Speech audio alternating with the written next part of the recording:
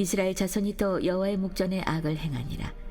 이스라엘 자손이 여호와의 목전에 악을 행함으로 여호와께서 모압 왕 에글론을 강성하게 하사 그들을 대적하게 하시매 에글론이 암몬과 아말렉 자손들을 모아 가지고 와서 이스라엘을 쳐서 종려나무 성읍을 점령한지라. 이에 이스라엘 자손이 모압 왕 에글론을 18해 동안 섬기니라. 이스라엘 자손이 여호와께 부르짖음에 여호와께서 그들을 위하여 한 구원자를 세우셨으니 그는 곧 베냐민 사람 게라의 아들 왼손잡이 에훗이라. 이스라엘 자손이 그를 통하여 모압 왕 에글론에게 공물을 바칠 때에 에훗이 길이가 한 규빗 되는 좌우에 날선 칼을 만들어 그의 오른쪽 허벅지 옷 속에 차고 공물을 모압 왕 에글론에게 바쳤는데 에글론은 매우 비둔한 자였더라. 에훗이 공물 바치기를 마친 후에 공물을 메고 온 자들을 보내고 자기는 길갈 근처 돌 뜨는 곳에서부터 돌아와서 이르되 왕이여 내가 은밀한 일을 왕에게 아뢰려 하나이다 하니 왕의 명령하여 조용히 하라 하매 모셔선 자들이 다 물러간지라. 에훗이 그에게로 들어가니 왕은 서늘한 다락방에 홀로 앉아 있는 중이라. 에훗이 이르되 내가 하나님의 명령을 받들어 왕에게 아뢰 일이 있나이다 하매 왕이 그의 좌석에서 일어나니 에훗이 왼손을 뻗쳐 그의 오른쪽 허벅지 위에서 칼을 빼어 왕의 몸을 찌르매 칼자루도 나를 따라 들어가서 그 끝이 등 뒤까지 나갔고 그가 칼을 그의 몸에서 빼내지 아니하였으므로 기름이 칼날에 엉겼더라. 에훗이 현관에 나와서 다락문들을 뒤에서 닫아 잠그니라. 에훗이 나간 후에 왕의 신하들이 들어와서 다락문들이 잠겼음을 보고 이르되 왕이 분명히 서늘한 방에서 그의 발을 가리우신다 하고 그들이 오래 기다려도 왕이 다락문을 열지 아니하는지라. 열쇠를 가지고 열어본즉 그들의 군주가 이미 땅에 엎드러져 죽었더라. 그들이 기다리는 동안에 에훗이 피하여 돌 뜨는 곳을 지나 스이라로 도망하니라. 그가 이르러 에브라임 산지에서 나팔을 불매 이스라엘 자손이 산지에서 그를 따라 내려오니 에훗이 앞서가며 그들에게 이르되 나를 따르라. 여호와께서 너희의 원수들인 모압을 너희의 손에 넘겨주셨느니라 하매 무리가 에훗을 따라 내려가 모압 맞은편 요단강 나루를 장악하여 한 사람도 건너지 못하게 하였고 그때 모압 사람 약 10,000명을 죽였으니 모두 장사여 모두 용사라. 한 사람도 도망하지 못하였더라. 자, 오늘 우리가 이 3장의 말씀을 보면서 하나님이 세우신 이제 온니엘을 이어 세워지게 되는 새로운 사사 에훗을 우리가 지금 이제 만날 수가 있는데 이 에훗의 그 외형적인 특징이 왼손잡이라 이렇게 말씀에 성경에 소개를 해주고 있습니다. 우리 앞서 지난주에 보셨던 이 온니엘의 그 등장 그리고 온니엘을 통한 40년의 평안 이 모든 과정들은 이제 사사기가 보여주는 어떤 영적인 주기의 기본적인 그런 그 형태입니다. 축소판이죠. 그래서 앞으로도 우리가 계속해서 똑같은 영적 주기의 현상이 반복적으로 이제 등장하게 되는 것을 우리가 알 수가 있습니다. 그래서 이 7가지 내용을 여러분 다시 98페이지에서 보시기 바랍니다. 백성들이 반역하고 그것 때문에 이제 하나님이 진노하시게 되죠. 그래서 하나님이 새로운 그 이스라엘을 지배하는 대적을 이제 일으키시게 됩니다. 그리고 그 고통 속에서 이제 백성들이 다시 회개를 하게 되고 하나님께서 그 회개를 통해서 마음을 돌이키셔서 새로운 사사를 택해서 이스라엘 백성을 건져내시면 이제 그 땅에 평화가 찾아오게 되고 다시 이제 사사가 죽고 나면은 다시 이스라엘 백성들이 또 반역하고 하나님의 진노가 나타나고 대적의 압제가 있고 백성의 회개가 있고 하나님의 용서가 있고 또 사사를 통한 구원이 있고 평화가 찾아오고 사사의 죽음이 찾아오고 이런 7가지 형태의 주기가 계속 반복해서 지금 이 사사기의 흐름 속에서 등장을 하게 되어집니다. 그래서 12절부터 30절의 내용도 똑같은 주기를 여러분이 우리가 오늘 말씀을 읽어가시면서 보실 수가 있었죠, 그죠? 자, 온니엘이 이제 11절에 보시면 온니엘이 40년의 평화를 가져다 주고 죽잖아요, 그죠? 죽고 나서 이스라엘 백성들이 어떻게 합니까? 다시 악을 행하고 하나님 앞에 반역하게 되죠, 그죠? 그때 하나님이 진노하셔서 누구를 대적으로 일으키십니까? 모압 왕 에글론을 대적으로 일으키셔서 이스라엘 백성을 지배하니까 18년 동안 고통을 받잖아요. 이제 백성들이 하나님 앞에 오늘 여기 그 15절에 보면 부르짖어서 하나님께서 그들을 위해서 새로운 구원자를 세우시는데 그 구원자가 에훗이죠, 그죠? 에훗을 통해서 하나님 그들을 건져내시니까 30절에 보시면 80년 동안 그 나라가 평안을 얻게 되어지고요. 그 다음에 31절에 보시면은 에훗 후에 아나스의 아들 삼갈이 있어 이스라엘 백성을 다시 구원하게 되는 그런 이제 반복적인 과정의 역사가 똑같이 지금 기록이 되어져 있습니다. 자, 여러분, 하나님이 온니엘을 사사로 세우신 그 선택, 여러분 한번 생각해 보시면 온니엘이 누군지를 우리가 다시 보시기 바랍니다. 7절 9절을 여러분 보시기 바랍니다. 3장 9절입니다. 시작. 이스라엘 자손이 여호와께 부르짖음에 여호와께서 이스라엘 자손을 위하여 한 구원자를 세워 그들을 구원하게 하시니 그는 곧 갈렙의 아우 그나스의 아들 온니엘이다. 이렇게 나와 있잖아요. 자, 여러분, 누구의 아우라고 나와 있죠? 갈렙의 아우 이렇게 나와 있습니다. 자, 여러분, 이 말을 기억해 보시면 온니엘은 주목받지 못했던 사람인 것을 알 수가 있습니다. 이스라엘 백성들의 가장 주목받던 사람이 누굽니까? 여호수아가 죽은 이후에 누가 가장 지금 주목받는 사람입니까? 갈렙이 주목받는 사람이 되죠. 갈렙은 여호수아와 함께 이스라엘 정탐 동안에 하나님의 능력을 신뢰하고 긍정적인 평가를 통해서 이스라엘 백성의 마음이 흔들릴 때에 그들에게 함께 믿음을 불어넣고 하나님이 주신 힘으로 능히 감당할 수 있다고 하는 신앙의 선택을 바라보았던 그런 인물이고요. 그래서 모든 사람이 다 광야 40년 기간 동안 죽음을 당했어도 출애굽 2세대와 함께 이스라엘 백성을 가나안 땅까지 이끌어갔던 주역이 여호수아와 갈렙이잖아요. 근데 그 이스라엘 백성의 그 가나안 7년 전쟁의 기간 동안에 온니엘은 전혀 드러나지 않았던 사람이고 주목받지 못했던 그런 사람입니다. 갈렙이 가나안 땅을 분배받고 나서 그에 따라 악사를 줌으로 말미암아 그때 비로소 온니엘이라고 하는 사람의 이름이 등장하게 되어집니다. 그런데 그 사람이 어떻게 되고요? 갈렙이 아닌 온니엘이 이스라엘의 사사가 되었다. 이렇게 지금 성경이 기록하고 있지 않습니까? 그러니까 하나님 앞에서 우리가 흔히 생각할 때 정말 주목받고 인정받고 높임을 받아서 누구나 다 저 사람이 지도자가 되겠다 하는 그런 사람이 반드시 하나님의 손에 붙들려 쓰임을 받는 것은 아니라는 거예요. 하나님의 전혀 예상치 못했던 사람을 쓰셔서 하나님의 뜻을 이루어내는 선한 도구로 사용하시는 그런 상황들을 우리가 볼 수가 있는 것이죠. 그래서 우리가 정말 어떤 사람을 바라볼 때 하나님의 마음으로 바라보는 훈련들을 끊임없이 할 수 있어야 되는 것입니다. 사람의 기준이 닿도록 우리가 7집사를 사도행전에서 초대 교회가 세울 때에도 사람의 기준이 아닌 다른 모든 일반적인 외적 기준은 다 배제하고 하나님이 주목해 보실 수 있는 말씀, 믿음이 충만하고 성령이 충만하고 지혜가 충만하고 하나님과 사람 앞에 칭찬받는 사람 7명을 택했죠. 그죠? 그러니까 전혀 세상의 기준과는 다른 또 다른 기준을 하나님이 보게 하시고 그 기준에 따라서 사람을 선택하게 하시는 그런 모습을 우리가 지금 만날 수 있지 않습니까? 그런데 지금 그 온니엘을 선택했던 일도 뜻밖의 선택이라면은 지금 오늘 우리가 읽으신 에훗의 선택도 뜻밖의 선택이 되어질 수가 있습니다. 16절 한번 여러분 3장 16절 말씀을 다시 보시기 바랍니다. 같이 읽겠습니다. 시작. 길이가 한 규빗되는 좌우에 날선 칼을 만들어 그의 오른쪽 허벅지 옷 속에 찼다. 이렇게 나와 있습니다. 그러니까 왜 오른쪽 허벅지에 찾게 했어요? 왼손이 더 원활하게 사용하는 사람이다 하는 것을 암시해 주는 거잖아요. 그럼 이게 왜 중요하냐면은 그 당시에는 보편적으로 그 당시 문화는 오른손 잡이를 다 일반적으로 긍정적으로 보았습니다. 오른손은 능력의 손으로 이렇게 인정을 했거든요.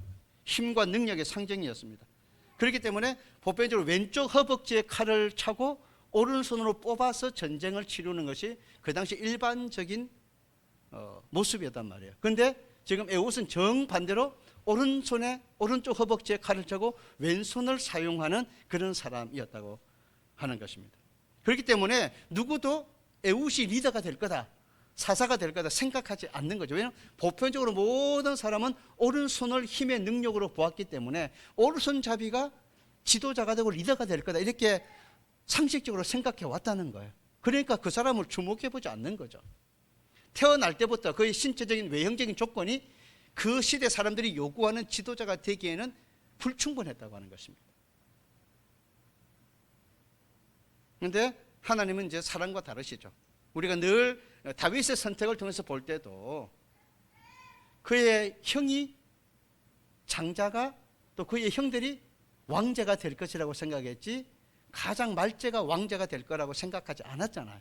그런데 그래서 그 아버지 이새조차도 들에서 양을 치고 있는 다윗은 부르지도 않았잖아요.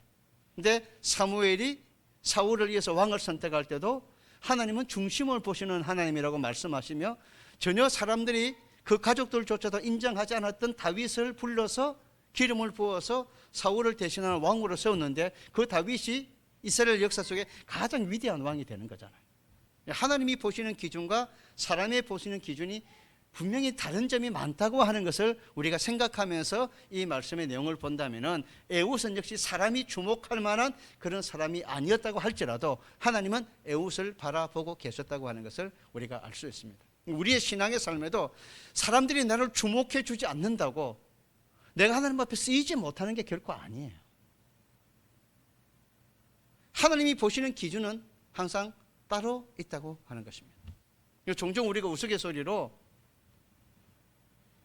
사관학교에서도 마찬가지고 일반 신학교에서도 마찬가지고 정말 누가 봐도 저 학생이 가장 훌륭하고 좋은 목회자가 되어서 교회를 부흥시킬 것이다 그렇게 생각하는 사람들이 오히려 목회를 잘 못하는 경우들이 있습니다. 물론 그렇게 잘하는 사람도 있지만은 근데 저 사람은 진짜 학교 다닐 때 그렇게 뛰어나지도 않고 공부를 잘하는 것도 아니고 그럼에도 불구하고 나중에 보면 그런 분들이 훨씬 더 목회를 잘하시는 훌륭한 목사님들이 되어지는 그런 경우들을 종종 만날 때가 많이 있습니다. 사람이 정하는 바라보는 기준과 다른 하나님만이 보시는 하나님과의 그 사람과의 관계 속에 주시는 그런 분명한 어떤 만남, 하나님을 향한 열정 그런 것들이 하나님의 손에 붙들려 더 큰 영적인 능력으로 나타나게 되는 그런 모습을 우리가 이제 만나게 되는 거죠. 그래서 제가 이제 학생 시절에 부전영문에서 헌신을 하고 신앙생활을 하다가 청년 때 이제 교회를 떠나서 구세군을 떠나서 다른 교단에서 신앙생활을 하다가 이제 신학을 하고 이제 그 사이동에 조그마한 개척교회를 시작을 했거든요. 그때 이제 소천하신 그 부전영문 박영근 사관님이 이제 제가 학생 때 담임 사관이셨는데 그래서 제가 이제 교회를 개척하면서 한 달에 한 번 정도 그 사관님 은퇴하시고 나서 사관님을 초청해서 설교를 부탁한 적이 있어요. 그래서 제가 그 인사를 드리고 설교를 부탁하니까 제일 먼저 하신 말씀이 뭔지 아세요? 네가 목사가 될 줄 전혀 몰랐다. 그렇게 말씀하시더라고요. 그러니까 그게 이제 기대하지 않았다는 말도 들어가지만 또 놀랐다는 말도 같이 있는 거거든요. 그러니까 전혀 생각하지 못했던 제가 타 교단의 목사가 되어서 사관님을 초청해서 말씀을 전해달라고 하니까 세상에 네가 목사 될 줄 몰랐다 이렇게 말씀하시더라고요. 그러니까 우리가 종종 보면은 전혀 내 생각과 다른 일에 쓰임을 받는 그런 사람들을 종종 만날 때가 있죠. 그런 사람들을 제가 신앙생활 속에서 아니 저 사람이 교회를 안 다닌다고? 저 사람이 지금 신앙생활 안 하고 있다고? 정말 그럴 줄 몰랐다. 제가 예수 믿었다고? 세상에 하나님의 역사는 정말 다르구나. 그렇게 생각하고 우리가 말하게 되는 그런 경우들을 종종 이제 볼 때가 있지 않습니까? 그래서 우리의 기준이 항상 우리가 바라보는 잣대와 기준만으로 그 사람이 그럴 것이다 하는 것은 조금 교만한 그런 말이 될 수도 있다고 하는 사실을 여러분들이 꼭 기억하면서 정말 우리가 더 겸손히 하나님이 보시는 관점이 어디에 있는가를 찾아가는 그런 신앙생활을 우리가 늘 할 수 있었으면 좋겠습니다. 왜 그러냐면은 에웃의 경우는 하나님이 에웃의 경우의 과정을 쭉 보시면요, 16절부터 보시면 왼손잡이였기 때문에 모압 왕 에글론을 물리치는데 훨씬 더 유용하게 쓰임 받는 것을 보잖아요. 그러니까 모압 왕 에글론을 찾아갈 때 조공을 바치는 것처럼 가서 어디다가 칼을 숨겼습니까? 오른쪽에다 칼을 숨겼잖아요. 아무도 그 시대 사람들이 오른쪽에 칼을 숨길 것이라고 생각지 않죠.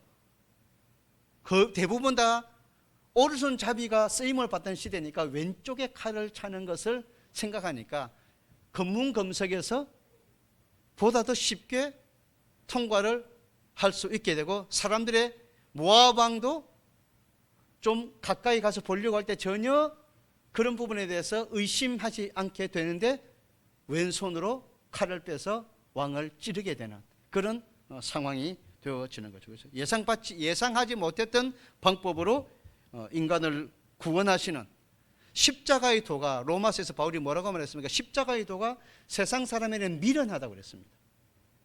전혀 예상하지 못하는 방법이라는 거죠. 왜요? 그 당시에 십자가는 저주의 형태이거든요. 모든 가장 흉악한 죄인이 달리는 로마의 형벌의 한 모습이란 말이에요. 그런데 그런 십자가의 저주의 형태에 사람을 매달아서 죽여서 인간의 구원을 이룬다? 그 당시에 상식 밖의 생각이죠. 그런데 하나님은 그 세상이 미련하다고 생각하는 그 십자가를 통해서 인간을 구원하는 역사를 이루시는 거잖아요. 지금 에웃의 모습도 똑같은 상황으로 우리에게 비춰지고 있습니다. 자, 그리고 두 번째 모습은요, 온니엘과 에웃의 다른 점은 뭐냐면은, 온니엘은 이스라엘 백성을 거느리고 가서 전쟁을 하잖아요. 여러분 10절에 보시면, 3장 10절에 보시면요, 여호와의 영이 그에게 임하셨으므로 그가 이스라엘의 사사가 되어서 나가서 싸울 때에 여호와께서 메소포타미아 왕 구산 리사다임을 그의 손에 넘겨주심에 온니엘의 손이 구산 리사다임을 이겼다, 이렇게 나와 있잖아요. 그죠? 먼저 이스라엘 백성을 거느리고 전쟁을 통해서 나가서 싸워서 이기는 그런 모습을 보여주는데, 에웃은 반대로 먼저 가서 자기가 혼자 가서 적진의 리더인 왕을 죽이고 나서 그 다음에 나를 따르라 하고 전쟁을 하는 거죠. 그죠? 그래서 용사 10,000명을 죽이는 그런 승리를 가져오는 것을 우리가 지금 성경에서 읽어 볼 수가 있습니다. 그래서 27절에 보시면은 에브라임 산지에서 에글론 왕을 죽이고 난 다음에 에브라임 산지에서 나팔을 불어서 백성을 모으죠. 그래서 이스라엘 백성들이 따라오게 되고요, 28절에 보면 나를 따르라 해서 백성을 이끌고 나가서 이 모압과의 본격적인 전쟁을 통해서 용사 10,000명을 죽이고 모든 이 모압 사람들을 굴복하게 만들었죠. 그래서 33절에 그날에 모압이 이스라엘 소아에 굴복했다, 이렇게 기록되어져 있습니다. 약간의 방법은 다르지만, 그러니까 똑같은 방법으로 하나님이 역사하시지 않는다는 거예요. 사람마다 쓰시는 그 모습이 다르고요, 역사하시는 모습이 다 다른 거예요. 그러니까 사람을 볼 때 왜 하나님이 저렇게 역사하시나 이렇게 말하는 것은 조심스러운 거예요. 왜 하나님이 그렇게, 나에게는 그렇게 하시지 않아도 저 사람에게는 그렇게 하실 수 있죠. 나에게는 그런 은혜를 주시지 않아도 저 사람에게는 주실 수 있고, 나에게는 그런 은사를 주시지 않아도 저 사람에게는 그런 은사를 주실 수 있는 거죠. 하나님은 나에게 필요한 은사, 나에게 필요한 은혜, 내 삶에 필요한 응답을 주시는 것이지 전부 다 똑같이 그렇게 하시는 역사가 아니라고 하는 것을 우리가 기억하면서 신앙생활을 하실 필요가 있습니다. 그래서 부러워할 필요가 없는 거예요. 하나님, 나에게 필요한 은혜를 주시고 나의 삶에 필요한 하나님 응답을 주시고 나를 통해서 역사하실, 나의 삶과 나의 지혜와 나의 믿음과 나의 재능을 따라서 역사하실 하나님을 바라보고 감사하는 믿음의 삶을 살아갈 수 있어야 되는 것이죠. 그래서 우리가 하나님 앞에 다른 사람을 바라보면서 시기하고 질투하고 또 때로는 비판하는, 저 사람이 뭔데 하나님이 저렇게 쓰시나, 저런 은혜를 주시나, 이런 말보다는 하나님, 나를 통해서 역사하실 하나님의 뜻이 어디에 있는지를 더 부지런히 찾는 것이 우리에게 훨씬 더 중요한 신앙의 자세다 하는 것을 다시 이제 배울 수가 있는 것입니다. 이사야서 53장 우리가 말씀을 찾아보겠습니다. 이사야 53장 말씀 2절부터 6절입니다.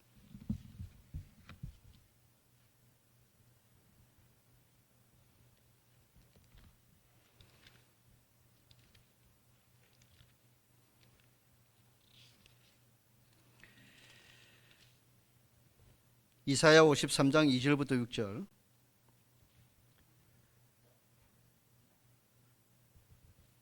구약 1152쪽. 같이 말씀 읽습니다. 시작. 그는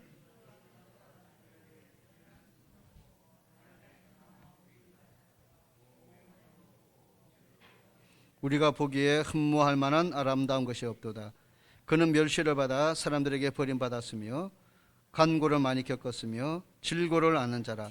마치 사람들이 그에게서 얼굴을 가리는 것 같이 멸시를 당하였고 우리도 그를 귀히 여기지 아니하였도다. 3절까지만 보겠습니다. 자, 여러분이 예수님의 그 메시아성 모습을 지금 이사야 선지자가 예언한 내용이란 말이에요.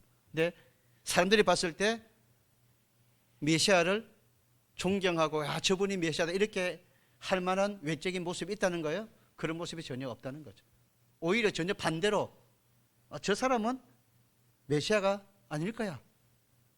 예수님의 모습을 보면 나사렛에서 무슨 그런 역사가 있어. 저는 목소의 아들이잖아. 아무도 예수님을 보면서 저분이 메시아라고 처음에 받아들이지 않았습니다. 그런데 하나님은 그런 아무런 모양도 남들이 존중할 만한 모습이 없지만 그 사람을 통해서 하나님의 놀라운 구원의 역사를 일으키기 시작하신 거죠. 그게 바로 하나님의 역사였다 하는 것입니다. 물론 이런 모습을 보여주면서 에훗을 예수님의 예표로 오늘 이 교재는 비추어 비교해 주고 있습니다. 주목받지 못했던 사람을 통한 구원, 전혀 예상치 못했던 사람들이 메시아는 이럴 거야 하는 그런 모습과는 다른 더 약함, 그런 모습을 통해서 인간의 구원을 만드시는 그런 메시아로 예수님을 쓰시는 그런 것들을 우리에게 설명을 해 주시고 있습니다. 그래서 오늘 이 교재에는 이렇게 말씀했습니다. 예수님은 에훗보다 훨씬 더 구원자 같지 않는 모습으로 이 땅에 오셨다는 거예요. 우리가 이사야 53장의 내용을 읽어보시면 그것을 그대로 보여주시고 있잖아요. 그죠? 2절에 보시면은 보기에 흠모할 만한, 끝부분에 보시면 보기에 흠모할 만한 아름다운 것이 없다 이렇게 나와 있잖아요. 그죠? 그리고 예수님은 철저한 패배, 십자가를 통해서 우리를 구원하셨으니까 에훗과 비교해 본다면 예수님은 최고의 왼손잡이 구원자이셨다. 그렇게 설명할 수도 있습니다. 고린도전서 1장 26절부터 31절까지 말씀을 다시 찾아보겠습니다. 고린도전서 1장 26절부터입니다.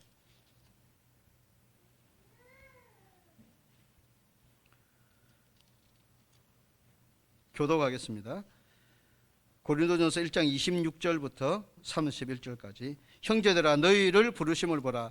육체를 따라 지혜로운 자가 많지 아니하며 능한 자가 많지 아니하며 문벌 좋은 자가 많지 아니하도다.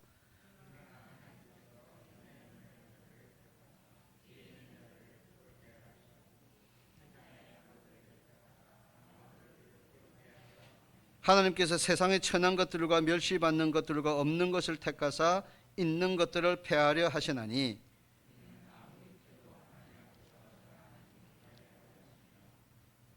너희는 하나님으로부터 나서 그리스도 예수 안에 있고 예수는 하나님으로부터 나와서 우리에게 지혜와 의로움과 거룩함과 구원함이 되셨으니 기록된 바 자랑하는 자는 주 안에서 자랑하라 함과 같게 하려 함이라. 아멘. 세상의 관점에서 오늘 이 고린도전서 1장 26절부터 31절까지 말씀을 적용해 본다면은 왼손잡이는 어떤 사람들이라고 볼 수 있습니까? 26절 27절에 보시면 어떤 사람들이죠?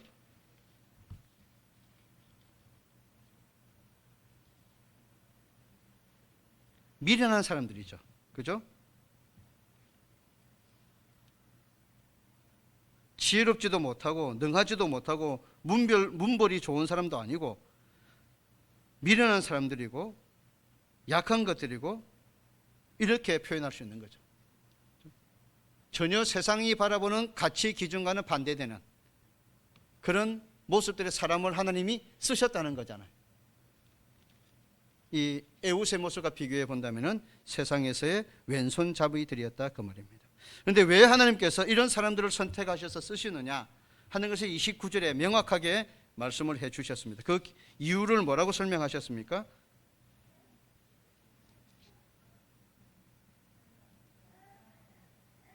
하나님 앞에서 자랑하지 않도록 하시기 위해서. 결국 누구만 높이라고요? 하나님만 높이, 예수만 자랑하는 그런 삶을 살도록 하시기 위해서 세상에 약한 사람을 사용하셨다. 이렇게 성경이. 세상의 왼손잡이들을 왜 쓰셨느냐? 하나님만 더 높이도록 하는 삶을 살도록 하기 위해서. 우리가 하나님 앞에서 왜 주님의 십자가를 기억할 때마다 감사하고 눈물 흘리고 감격합니까? 전혀 나는 그런 자격이 구원받을 만한 자격도 없고 쓰임받을 만한 자격도 없었다 하는 것을 깨닫기 때문에 그렇지 않습니까? 나 같은 사람 아니면 누가 구원받나 이렇게 우리가 만약 생각한다면 무슨 감사할 게 있겠습니까? 자기를 자랑하고 자기를 높이는 사람이 되는 것이죠. 우리가 믿음이 어린아이 같을 때는 그런 생각을 할 수 있지만 우리가 정말 주님을 인격적으로 만나고 말씀을 깨닫게 되고 믿음의 길을 바르게 걸어가기 시작하면서부터 어떤 느낌을 받습니까? 점점 내가 더 초라하고 작게 여겨지는 그런 모습을 우리가 느끼게 되잖아요. 저는 죄송스럽지만 하나님 앞에 믿음의 길을 걸어가고 주님의 은혜를 더 많이 알고 뭔가 하나님의 말씀을 깨닫고 가르치고 뭐 공부하고 이러면서 점점 더 내가 너무 부족하구나, 너무 작구나, 어린아이구나, 내가 모르는 게 너무 많았구나, 하나님이 너무 크시구나, 그렇게 계속 더 많이 그렇게 느낍니다. 이제는 내가 더 커 보이고 뭔가 좀 더 많이 아는 것 같고 그래도 내가 열심히 있고 내가 그래도 잘하고 이런 생각을 많이 가지게 되었는데 이제 와서 가만히 돌아보면은 참 너무 어리석은 생각과 말을 많이 내가 하고 살았구나. 내가 주님을 알고 나니까 더 내가 초라하게 작게 보이고 하나님이 그렇게 크실 줄은 내가 몰랐다. 지금도 내가 하나님을 너무 모르는 게 너무 많아가지고 너무 죄송스럽다. 이렇게 느끼게 되더라고요. 하나님 앞에 그래서 감사하고 그래서 자랑할 게 아무것도 없고 그저 주님의 은혜고 이렇게 쓰임받게 된 게 너무 감사하고 반면에 하나님 앞에 늘 죄송스럽고 내가 주의 은혜를 어떻게 보답할까 하는 그런 고민이 더 커지는 그런 삶을 살아가게 되더라고요. 오늘 여러분 우리는 그저 은혜로 만들어진 존재들입니다. 그죠? 은혜 안에서 산 존재들입니다. 우리가 할 일은 그저 주님 자랑하고 더 겸손하게 주의 뜻 찾아가려고 하고 그래서 더 겸손히 사람을 사랑하고 이웃을 사랑하고 교회를 사랑하고 하나님의 일들 앞에 겸손하게 순종하려고 하는 그런 신앙의 자세를 가지는 것이 하나님 앞에 서 있는 올바른 신앙의 생각이고 태도다 하는 것을 저와 여러분이 꼭 잊지 않으셨으면 좋겠습니다. 누구를 자랑하며 살아야 될 것인가? 정말 이 저녁에 좀 더 진지하게 고민할 수 있는 그런 우리의 믿음이 되셨으면 좋겠습니다. 우리 모두는 오늘 에웃처럼 세상이 주목하지 않았던 왼손잡이 같은 사람들이었습니다. 바울의 표현처럼 지혜도 없고 문벌도 없고 육체적으로 약한 사람들이었습니다. 흠모할 만한 모습도 없었던 전혀 자랑거리가 없는 그런 사람들이었습니다.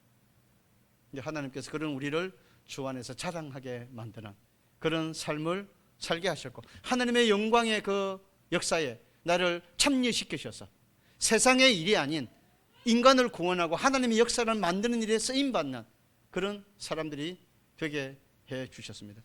땅의 일이 아닌 하늘의 일에 쓰임받는 그런 사람들이 되게 만들어 주신 것이죠. 그리고 영광의 하나님을 바라보고 찬양하는 그 하나님을 나의 아버지라 부르고 그 하늘의 영광을 꿈꾸며 살아가는 그런 하나님의 백성들이 되게 해 주셨죠. 얼마나 감사한 일입니까? 오늘 이 에웃의 모습을 바라보면서 다시 하나님 앞에 이 한 해를 감사로 내가 채워가야 되겠구나, 더 많이 감사해야 되겠구나 하는 그런 믿음으로 주님 앞에 순종하며 살아가는 우리 모든 보살님 가족들이 되시기를 간절히 축복합니다.